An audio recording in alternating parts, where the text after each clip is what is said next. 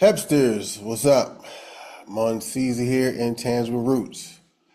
Um, Quick message. I want to first of all thank everybody for their positive responses to the video clip that recently went up. That was about exploring endangered perspectives. However, it is my understanding that that project is going to be delayed, perhaps. I know many were looking for, the full podcast. And one thing that I wanted to say, because there seems to be some conversation that is lacking in context. And so, what I am talking about, or what the question that was asked to me, was about my methodology in teaching. And what I was talking about is looking at the various influences that one sees in house. And I didn't mention everything. And it's an edit, it's a clip. So it doesn't focus on everything. And when people have a clip, they jump to conclusions thinking they know what the whole topic is, and they don't. So it is about my approach in teaching, particularly as it pertains to house. I did not, in that clip, I did not mention the hip hop influence. I did not mention the breaking influence. There are many influences. I was purely talking about the relationship that, for me, hustle plays into the movement and what I use as a tool in part of my teaching, as you can see here in this clip. This is a clip of me teaching my students at USC. And this utilizes some very basic movement, ground stuff, basic footwork, inspiration from the hustle, them finding their own ideas as in terms of how they move to music, because it is very much an individual way of moving.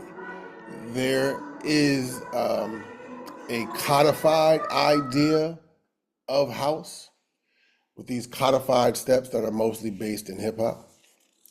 But before there was the codification, people were in the clubs just getting down. When you watch the film Check Your Body at the Door, you see people doing or dancing the way that they want to dance to the music. Now, are there movements that become sort of solidified within a community? Yes, there are. But that's not what I was talking about in that clip. So, and here's even another clip I can share of my students dancing. And again, just playing with ideas, giving them a grounding in different movement disciplines so that they can find ways to express themselves.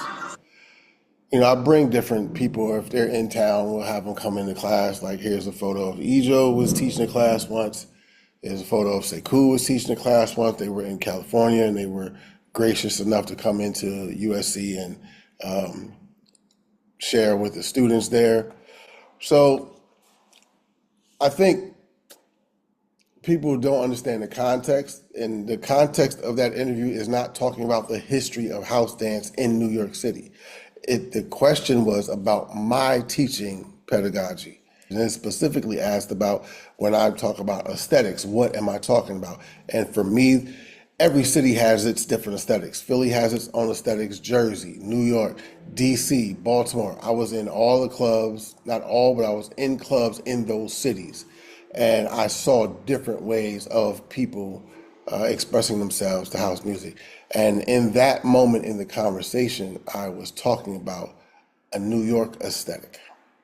So I hope that adds a little bit of context. It won't answer everybody's questions, but hopefully we'll see something, or they will create another podcast or more information, or get some other people involved in it. So we'll see. It's Monsize, and I'm out. Peace.